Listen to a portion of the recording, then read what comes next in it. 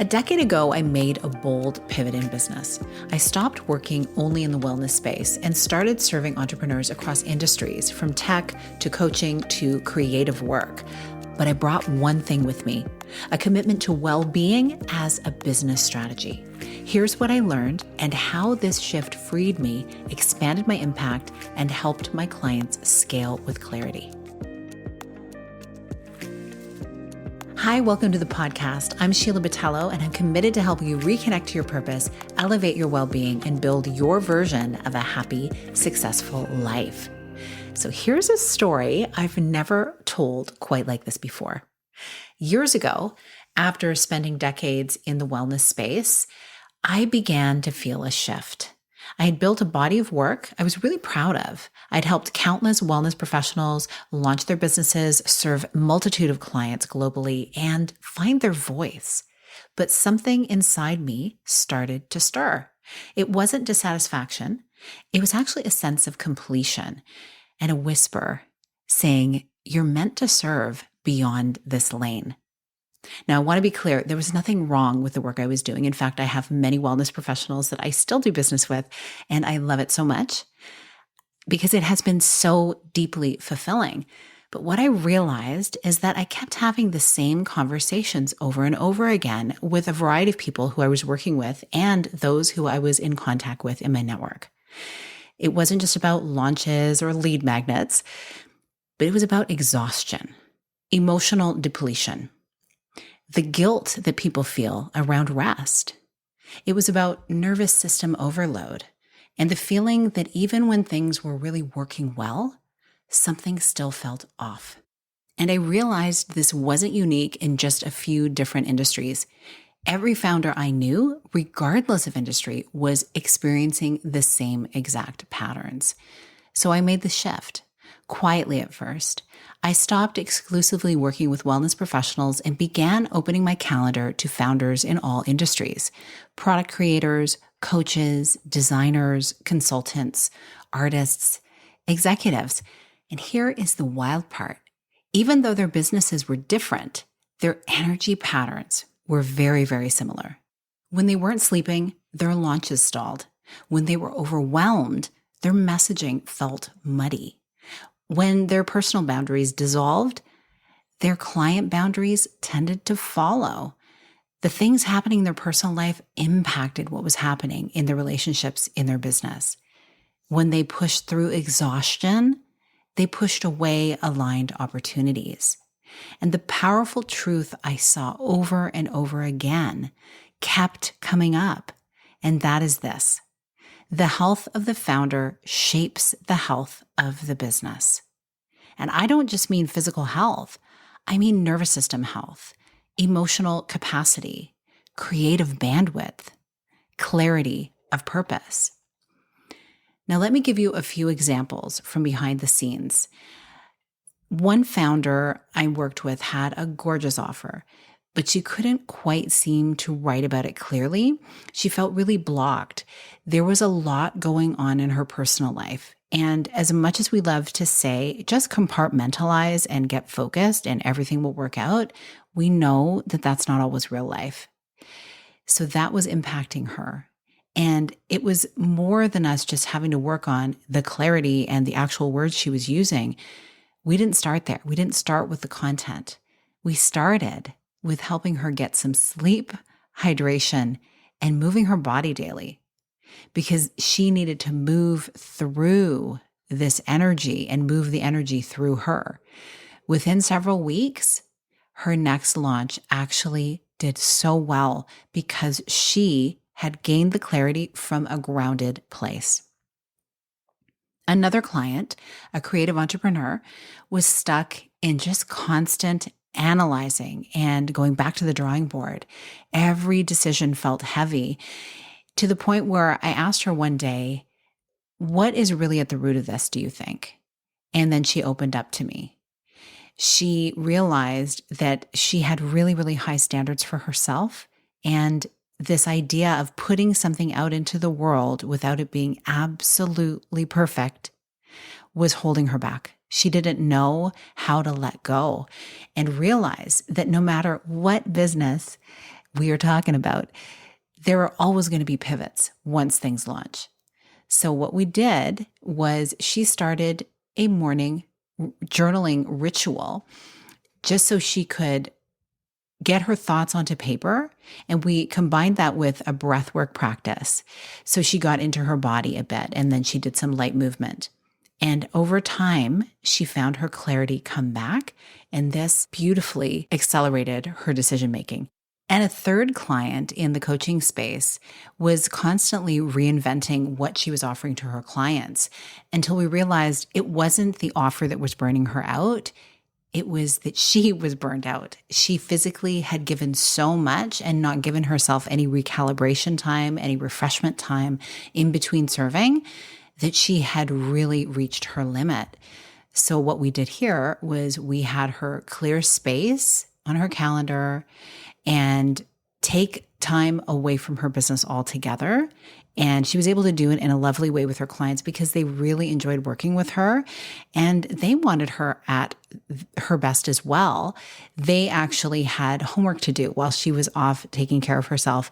And it worked out beautifully because when she came back to work with them, they had been doing some growing on their own and were able to really have a new set of eyes looking at their business because she was so refreshed.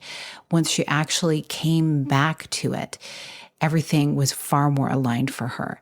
And so all of these examples are of people, human beings running businesses. And often we look at a business and we think about it as being this entity, but really who is running these entities? Human beings who are experiencing life, who have things they're going through that you will never know anything about, things that are running in the background with their family, with their personal health, with the health of loved ones, with causes and things that are very, very important to them, with world events happening. And they're navigating all of that while holding so dearly to them their clients and the results that their clients are getting with either their products or services. And so, yes, we need to be investing so much more time and intention in taking care of our well-being, every single one of us, especially business owners, because it's not just about them, it's about the whole ecosystem they've created and the clients that they serve.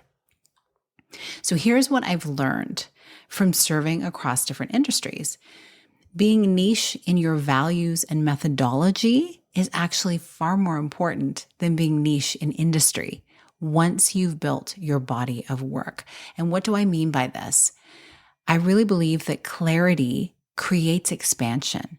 And the clearer, in my case, I became with my belief that well-being is a business strategy, the more aligned clients began finding their way to me from every imaginable space.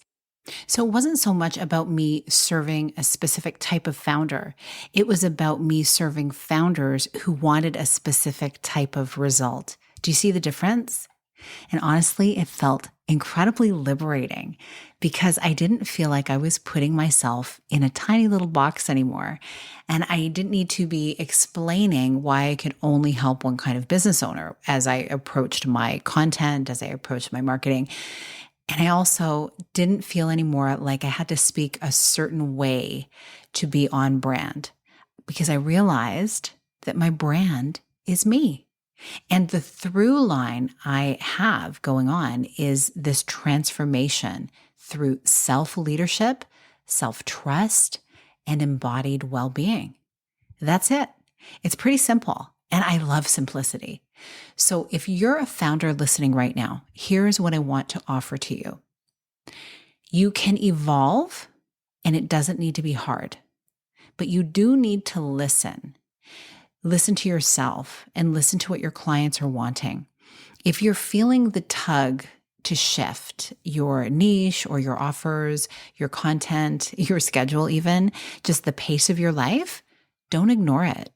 That whisper coming from within you that you keep hearing, it's actually not something that's here to distract you. It's something that's here to direct you because you're allowed to serve a broader range of people if you're clear in how you can help them. And you're allowed to change your positioning if your soul is really craving alignment. You really can bring your full self into your brand, especially the part of you that has grown and evolved. You have so much more to give the longer you've been in business. So I want to ask you something. What part of your work or business is asking to evolve? What have you outgrown, but you haven't acknowledged yet? And what would it look like to let your body of work guide your next move instead of having your fear guide your next move? Let that rise inside of you. You don't need to have all the answers now, of course, but you do need to stay honest with yourself because your next season will not look like your last one. And we don't want that anyway. And here's one more layer that I want to speak to before we wrap. Because what I've found is that when you're scaling a business or moving through a pivot, every single new season of business demands a new level of capacity from you and of your team. So what worked in your first year and your first 5 years will not carry you into the next ones if you're actually wanting growth to happen. What helped you manage a smaller group of clients is not going to help you in the same way as it would reaching far more people. And the version of you that said yes to doing everything will really burn out before they break through.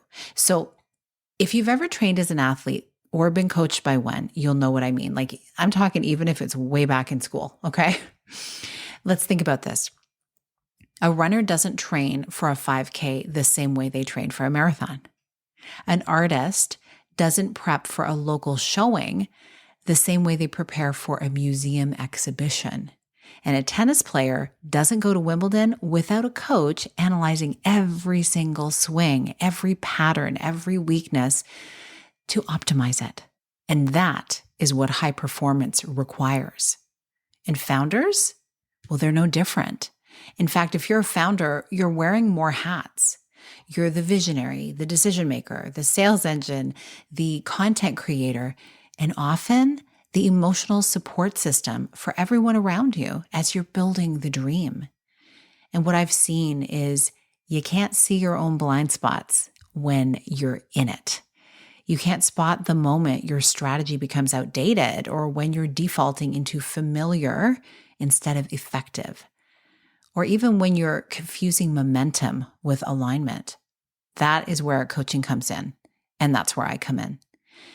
In the work I do during VIP days, we peel back the layers of how you're operating. And this isn't just what you're doing, but how you're being while you're doing it.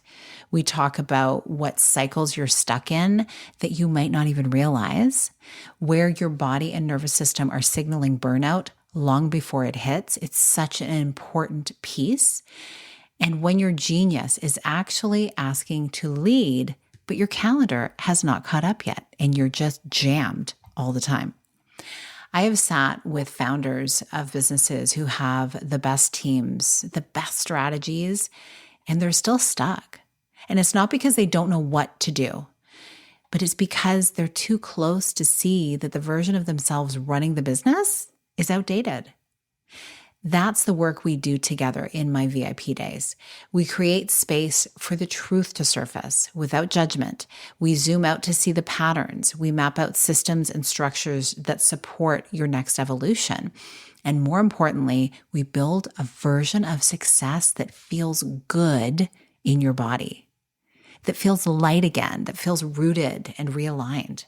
One of my clients actually described her time with me saying it was like finally stepping off the treadmill. She didn't realize how much noise she was carrying and how much clarity she actually had once someone helped her access it. She finally started to feel like the CEO again. And that's what this work is about. And the timing couldn't be more important because the business landscape is shifting rapidly if you have not noticed. Audience behavior is changing. Strategies that worked even last year are not converting the same way. Energy management, trust-based marketing, and true leadership are the new currency. And if you're still operating from autopilot, if you're only relying on what's always worked, you might miss the signs your business and your body are trying to send you. There are a variety of ways you can work with me and stay connected, all of which you'll find in the show notes. And whether it's a private VIP day or group coaching or any other kind of content that I have for you, there is a path for you if you're ready to evolve with intention. Thank you so much for being here. I hope you are soaking up this season and taking the very best care of yourself. And I'll see you on another episode. Big blessings.